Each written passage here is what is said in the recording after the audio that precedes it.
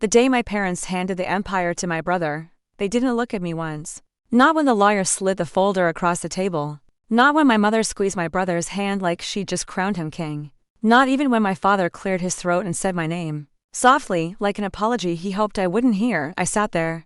Anyway, calm, still, smiling the way I'd practiced. Since I was a girl in rooms where I was expected to be grateful for whatever scraps of acknowledgement fell my way. Our family business wasn't just a company. It was a legacy. 30 years of acquisitions, offshore manufacturing, private equity arms, and carefully layered holding companies that most people didn't even know existed. I'd helped build it. I negotiated contracts before my brother could read a balance sheet. I worked weekends, holidays, funerals. I learned to speak softly in rooms full of men who underestimated me, and then let me clean up their mistakes. But my brother was the son, the heir, the story they preferred to tell. So when my parents announced that full operational control, voting rights, and board authority were being transferred to him, the room felt rehearsed. Like this decision had been made years ago, and today was just the performance.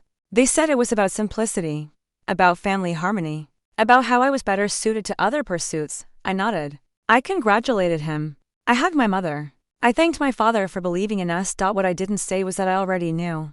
3 months earlier, while preparing a routine compliance audit, I'd noticed a discrepancy. A line item buried deep inside an intercompany loan reconciliation. Small, easy to miss. But it pointed to an entity I didn't recognize registered in the Cayman Islands under a name that looked deliberately generic. I followed the thread quietly. No alerts, no questions, just curiosity disguised as diligence. What I found wasn't fraud. Not exactly.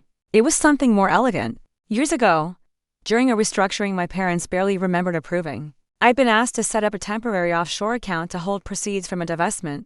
While regulatory approvals cleared, my brother had been abroad. My parents had been distracted. I handled it. And then, because I understood timing and leverage, I never closed it. Instead, I moved a fraction of retained earnings into it each year. Always properly documented. Always legal. Always invisible to anyone who didn't know exactly where to look. The account didn't belong to the operating company anymore. It belonged to a separate holding structure, one I controlled. At the time, I told myself it was insurance. A contingency. Something I hoped I'd never need. Sitting at that conference table, watching my brother sign documents he didn't fully understand, I realized insurance only matters when something burns.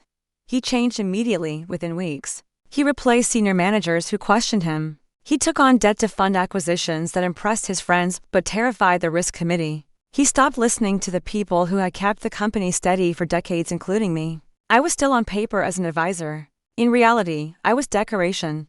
When I warned him about cash flow exposure, he laughed and told me I was being emotional. When I flagged a supplier dispute, he said I didn't understand modern leadership. When I asked for access to financial reports I'd helped design, I was told to submit requests through his assistant. My parents said nothing. They'd chosen their version of the future, and it didn't include my voice. So I stopped speaking. Instead, I watched. 6 months later, the cracks were visible. Covenant breaches loomed. A quiet investigation began overseas. Banks started asking questions they hadn't asked before. My brother reacted the only way he knew how, by doubling down. Then came the night my mother called me crying. He'd frozen payroll to cover a margin call. The board was panicking. My father's health had taken a turn. Everything they built was suddenly fragile, and for the first time, they didn't know how to fix it. I listened. I told her I was sorry. I told her I wished I could help. Then I hung up and opened my laptop. The offshore account hadn't been touched in years. It had grown, quietly compounding. Positioned through conservative instruments I trusted more than people. Enough to stabilize operations. Enough to negotiate from strength. Enough to remind everyone that I had never been powerless, only patient.